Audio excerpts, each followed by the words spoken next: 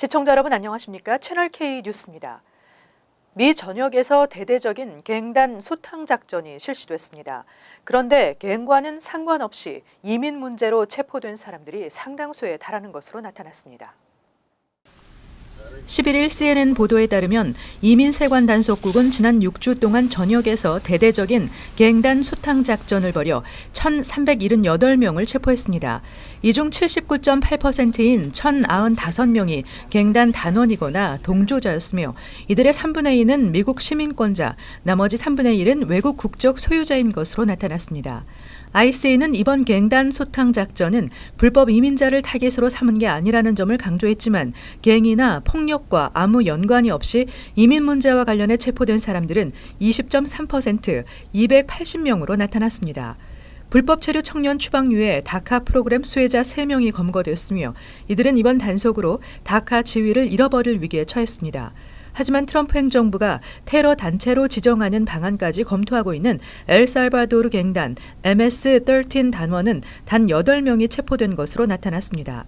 MS-13 갱단은 1980년대 엘살바도르 내전 당시 탈출한 조직원들이 미국에 건너오면서 자리를 잡기 시작해 2000년대 초반부터 실질적 위협으로 부상했습니다. 한편 ICA가 주도한 갱단 소탕 작전은 뉴욕과 텍사스 휴스턴, 조지아주 애틀란타, 뉴저지 뉴워크 지역에서 진행됐습니다. 뉴저지 버겐 카운티에서 시의원에 도전하는 한인 후보들과 후원자들이 자리를 함께했습니다. 한인 후보들은 함께 해준 후원자들에게 감사를 표하고 반드시 승리하겠다고 다짐했습니다. 지한샘 기자입니다. 버겐 카운티 한인 민주당 후원회 유니티가 주최한 한인 후보 후원회 밤. 올해 뉴저지 선거에 출마하는 한인 민주당 후보 4명과 지역 정치인들 그리고 한인 후원자들이 자리를 함께해 필승을 다짐했습니다. 잉그루드 클립스에서 시의원 3선에 도전하는 글로리아 오는 지역 주민들과 더 친근한 정치인이 되고 싶다며 이제 한인 정치인도 많아지고 정치력도 많이 신장되었다며 이제는 이슈로 다가가겠다고 약속했습니다. 이제는 저희가 그만큼 정치 신장이 됐기 때문에 이슈로 한인들을 어떻게 도와드리며 또 그 동네를 어떻게 잘 매니지를 해서 이끌어 나가는 그런 정치 방식 그런 게 중요하다고 생각을 합니다. 포트리 시의원에 도전하는 폴윤 포트리 한인 회장은 비록 낙선했지만 3년 전 출마 경험이 타운의 정치인들과 가까워지는 계기가 되었다며 타운 인구의 40%를 차지하는 한인과 아시안을 위해 노력하겠다고 밝혔습니다. And 그 이제 C1 나가는 것은 my goal is to make those things happen for the people in Fort Lee, whether it's residents or businesses. And so 저 생각할 때는 그렇게 해줄 수 있으면 I feel like I did my job. 10살 때부터 오라델에서 살았다는 미리암 유 씨는 시의원 선거를 도와주면서 정치에 관심을 가지게 되었다며 주민들과 함께하는 정치인이 되겠다고 말했습니다. 그다음에 타운 레지던트들도 제가 만나서 어떤 고민이나 불편이 있으면은 다 들어주면서 제가 도와줄 수 있는 만큼을 다 하겠습니다. 지난해부터 클로스터 시의원으로 활동하고 있는 제니 정 의원은 뉴저지 주하원 39선거구에 도전합니다. 39선거구는 정 의원이 민주당 후보로는 단독으로 출마해 예비선거 없이 본선거에서 공화당 후보와 맞붙게 됩니다. 채널K 뉴스 지한샘입니다. 미국과 유럽을 오가는 여객기에 노트북 반입을 금지하는 방안이 추진됩니다. 노트북을 수화물로 처리할 경우 수속과 검색 시간 지연과 화재 위험성이 제기되고 있습니다. 연방국토안보부는 테러 예방을 위해 유럽을 오가는 여객기에 노트북 반입을 금지하는 방안을 추진하고 있습니다. 이미 3월부터 중동과 북아프리카 국가의 10개 공항을 오가는 비행기에 노트북과 태블릿 PC 반입이 금지되고 있습니다. 국토안보부 대변인은 아직 결정하지는 않았지만 위협적 상황을 평가해 승객의 안전에 필요한 결정을 내릴 것이라고 밝혔습니다. 미국과 유럽을 오가는 노선은 하루 약 350편 정도입니다. 노트북 반입이 금지될 경우 승객들은 장거리 여행에서 노트북을 이용할 수 없으며 수화물로 처리할 경우 탑승 수속과 검색에 더 많은 시간이 필요하고 특히 리튬 배터리를 사용하는 전자기기의 화재 위험성은 더 심각합니다. 연방항공국에 따르면 지난해 기내 반입한 전자기기에서 발생한 화재는 33건에 달했습니다. 3건은 노트북에서 2건은 태블릿 PC에서 발생했습니다. 로이터 통신은 국토안보부 역시 운항 중 가능한 화재에 대해 막판 논의를 진행 중이라고 전했습니다. 한편 유럽연합집행위원회는 미국 정부의 전자기기 기내 반입 금지 정책을 유럽발 항공기에 적용하는 것에 대해 추가 설명을 요청하는 서한을 보냈습니다. 도널드 트럼프 행정부의 반이민 정책으로 뉴욕시 부동산 시장이 위축되고 있는 것으로 나타났습니다. 많은 비중을 차지하는 해외 바이어들이 뉴욕시 부동산 시장에 투자를 꺼리고 있습니다. 트럼프 대통령의 반이민 정책이 뉴욕시 부동산 시장을 위축시키고 있는 것으로 나타났습니다. 11일 인터넷 매체 DNA인포는 다수의 뉴욕시 부동산 브로커의 말을 인용해 이같이 보도했습니다. 맨해튼에서 활동하고 있는 부동산 브로커에 따르면 해외 바이어에 의한 뉴욕시 부동산의 거래 규모가 정확하진 않지만 대략 전체의 15%에서 85%라고 봤을 때 최근에는 해외 투자자들이 뉴욕시 부동산 시장에 대한 투자를 꺼리고 있다고 말했습니다. 실제 부동산 브로커 캐롤 캐사니는 터키 출신의 한 투자가로부터 $100만 원베드룸 콘도 매매 의뢰를 받았지만 트럼프 취임 후 반이민 정책이 쏟아지면서 매매가 연기됐다고 말했습니다. 조너선 밀러 부동산 전문가는 반이민 정책으로 인한 상황의 불확실성으로 인해 경제 상황에도 영향을 미치고 있는 것이라고 상황을 분석했습니다. 유럽 지역 클라이언트들도 상황은 마찬가지입니다. 클라이언트들의 출신이 어디인지를 불문하고 현재 불확실성 때문에 부동산 사기를 망설이고 있는 것으로 알려졌습니다. 또 해외 클라이언트들이 부동산을 사더라도 비자 등으로 인해 미국에 입국하지 못하면서 클로징을 하지 못하는 경우도 발생하고 있습니다. 한국의 전통음악과 서양음악이 함께하는 새로운 느낌의 국악 공연이 뉴욕과 뉴저지 무대에 오릅니다. 국악인 모혜영 단장이 이끄는 가야 챔버의 행복 콘서트인데요. 가정의 달을 맞아 온 가족이 함께 공연장을 찾아가 보는 것도 좋을 것 같습니다. 김지수 기자가 전해드립니다. 성악가 조수미 씨가 부른 드라마 명성황후 OST 나가거든. 영화 오즈의 마법사 오버 더 레인보우. 우리에게 친숙한 음악들이 가야금과 클라리넷, 기타 등이 어우러진 퓨전 국악으로 재해석되어 무대에 오릅니다. 뉴욕을 중심으로 활발한 활동을 하고 있는 국악인 모혜영 씨가 이끄는 가야 챔버는 가정의 달을 맞아 오는 19일과 20일 추억을 공유할 수 있고 온 가족이 소통할 수 있는 음악 20여 곡을 뉴욕과 뉴저지 무대에서 선보입니다. 네, 저희 가야 챔버는 퓨전 국악 그룹으로 국악 악기하고 또 서양 음악 악기 같이 조인해서 연주하는 그런 연주단인데요. 뭐 팝송뿐만 아니라 또 국악뿐만 아니라 디즈니 음악까지 또 성악곡까지 다양하게 다채롭게 이제 음악성 수준을 좀 높여가지고 공연하는 그런 팀입니다. 이번 공연의 뮤직 디렉터를 맡은 작곡가 김유신 씨는 기존의 국악 공연과는 완전히 다른 새로운 경험을 선사할 계획이라고 밝혔습니다. 정말 요즘에 맞게 개량된 25형 가야금으로 같이 뭐 기타가 내는 표현 또 옛날 가야금이 내는 표현을 중간에 잘 믹서돼서 더 약간 새로운 느낌의 소리를 만들어주고요. 가야 챔버의 2017 행복 콘서트는 오는 19일 뉴저지 잉그루드 클립스 MV 팩토리에서 그리고 20일에는 플러싱 리셉션 하우스에서 저녁 7시 30분에 펼쳐집니다. 공연 문의는 가야 챔버 201-749-1325로 하면 됩니다. 채널 K 뉴스 김지수입니다. 오는 7월부터 연방정부 대학 학자금 융자 이자율이 모두 인상됩니다. 그러나 이미 빌린 학자금 융자에는 적용되지 않습니다. 한편 연방 학자금 이자율은 앞으로도 오름세를 보일 것이라는 전망입니다.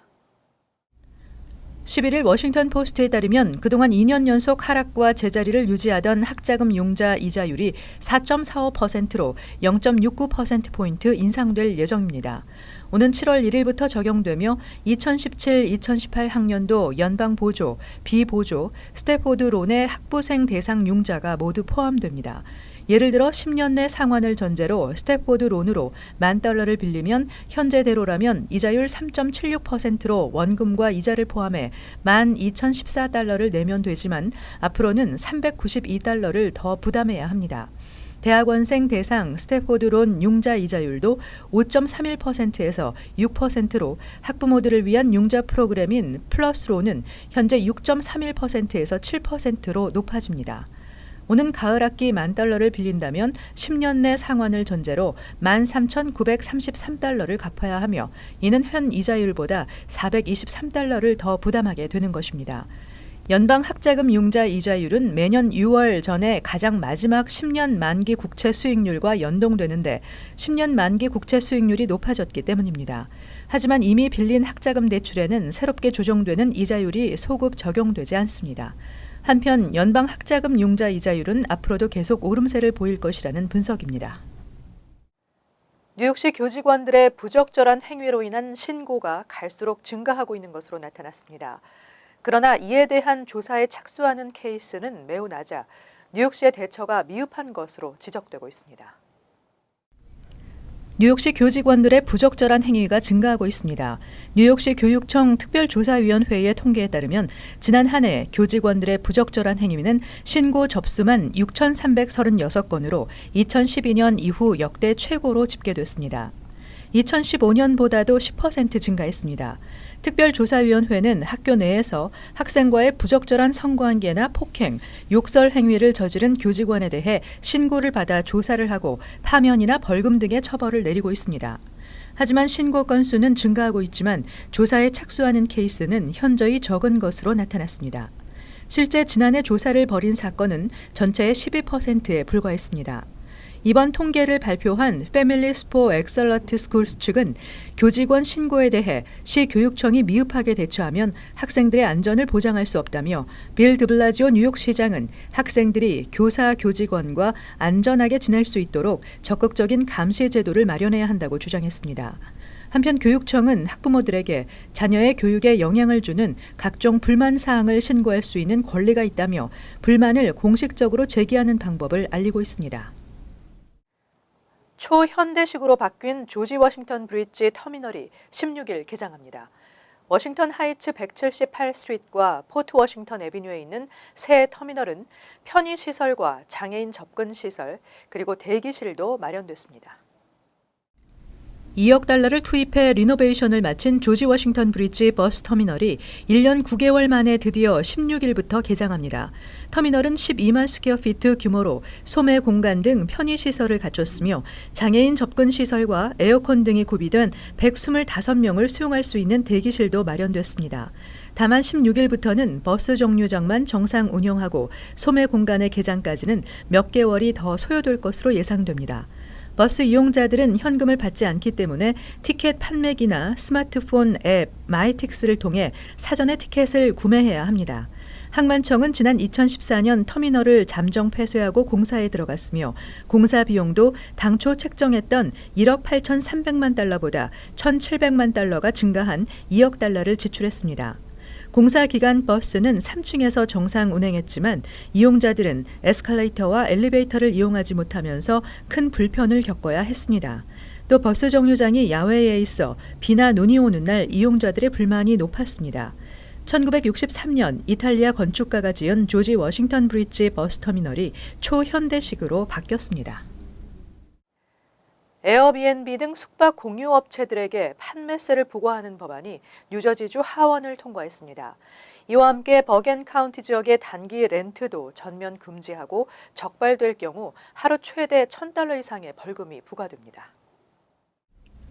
10일 뉴저지주 하원 예산위원회는 에어비앤비 등 숙박 공유 업체들에게 판매세를 부과할 수 있도록 하는 내용의 법안을 통과시켰습니다. 법안은 숙박 공유 업체들도 판매세율에 따라 최대 18%의 세금을 부과하도록 했습니다. 법안이 최종 법제화되면 에어비앤비로부터 연간 $600만 달러의 세금 수입을 확보할 수 있을 것으로 기대됩니다. 주 하원은 이번 법안과 함께 에어비앤비 등 숙박 공유 업체를 통해 단기 렌트를 하는 경우 각 타운 정부에 신청하도록 하는 법안도 추진 중에 있습니다. 한편 버겐 카운티 팰리세이드 파크와 포틀리, 파라무스 등의 지역에는 30일 이내의 단기 렌트를 전면 금지시키고 있지만 여전히 불법적 단기 렌트는 성행하고 있습니다. 렌트 가격은 맨하튼에 비해 상대적으로 저렴하고 접근성이 좋기 때문입니다. 한인 운영 불법 단기 렌트도 상당수에 달하는 것으로 조사됐습니다. 팰리세이드 파크와 포틀리 타운은 타운 내에서 30일 이내에 불법 단기 렌트를 하다 적발될 경우 하루 최대 $1,250의 벌금을 부과하도록 하고 있습니다. 이어서 LA 지역 한인 사회 소식입니다. 최근 LA 지역 이민자들이 반이민 정책으로 인한 추방 공포로 저소득층 식비 지원 프로그램 캘프레시 신청을 기피하고 있는 것으로 나타났습니다. LA 카운티 사회복지국은 LA 카운티 이민자들이 캘프레시 혜택을 받을 경우 이민자 체류 신분과 관련해 불이익이 발생할 수 있다고 오해하고 있어 프로그램 신청을 하지 않고 있다고 밝혔습니다. 앞서 연방이민국은 시민권이 없는 이민자들이 정부의 보조금 혜택을 받을 경우 이들을 시민권 취득 자격이 박탈되거나 추방될 가능성이 있는 퍼블릭 차지, 이른바 생활보호 대상으로 분류해 왔습니다. 이에 대해 당국은 캘프레시 프로그램은 이민자들이 프로그램에 등록하더라도 퍼블릭 차지로 분류되지 않는다며 추방에 대한 두려움으로 신청을 기피할 필요가 없다고 조언했습니다. 한편 캘리포니아 주정부는 캘프레시 프로그램을 통해 저소득층에게 푸드 스탬프로 불리는 EBT 카드를 지급하고 식비를 지원하고 있습니다. 최근 남가주 해안가 일대에 상어 출몰이 빈발하면서 주의가 요구되고 있습니다. 롱비치 소방당국은 어제 오후 롱비치 해안가에서 최소 4마리 이상의 상어가 발견된 데 이어 지난 주말에는 10마리에서 20마리가량의 상어가 관측됐다며 주민들에게 상어주의보를 발령하고 바다 입수에 대한 각별한 주의를 당부했습니다. 당국에 따르면 최근 롱비치 인근에서 자주 발견된 상어는 5피트에서 6피트 길이의 백상아리로 확인됐습니다. 한편 지난달에는 샌디에고 카운티의 샌 오노프레 스테이트 비치에서 한 여성이 수영을 하다 백상아리의 공격으로 부상을 당한 바 있습니다. 이어서 간추린 소식입니다. 뉴욕 일원 출신 한인 육사생도 5명이 미 육군의 신임 장교로 임관합니다.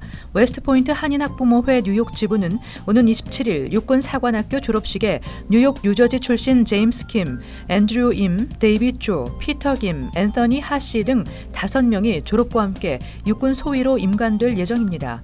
올해 졸업식에는 제임스 매티스 국방부 장관이 축사를 할 예정입니다. 미국 고교생 10명 가운데 6명이 혈중 알코올 농도 0.08%를 넘도록 포금을 하는 것으로 조사됐습니다. 포금은 2시간 이내에 5잔 이상을 연거푸 마시는 것입니다. 보고서를 낸 로버트 브루어 박사는 포금하는 고교생 가운데 43.8%는 한 자리에서 연이어 8잔 이상을 마시는 것으로 조사됐다고 말했습니다. 특히 고교생의 포금 비율은 학년이 올라갈수록 높아졌습니다. 커네디슨 변전소에서 나온 기름 약 7,000갤런이 맨하탄 이스트리버에 흘러들었습니다. 해양경비대는 지난 7일 브루클린 커네디슨 변전소에 저장돼 있던 기름 36,000갤런 중 일부가 이스트리버로 유입됐다고 밝혔습니다. 커네디슨의 기름 정화 작업 노력에도 불구하고 걷어낸 기름은 500갤런 정도입니다.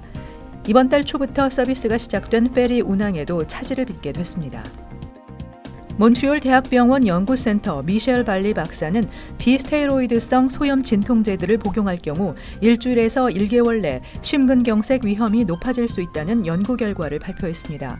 이부프로펜, 나프록센, 디클로페낙, 셀레콕시브, 로페콕시브 등 비스테로이드성 소염 진통제는 통증에 널리 쓰이지만 사용하지 않은 사람에 비해 단기적으로 심근경색을 겪을 가능성이 24%에서 58% 큰 것으로 나타났습니다. 다음은 환율과 증권 소식입니다.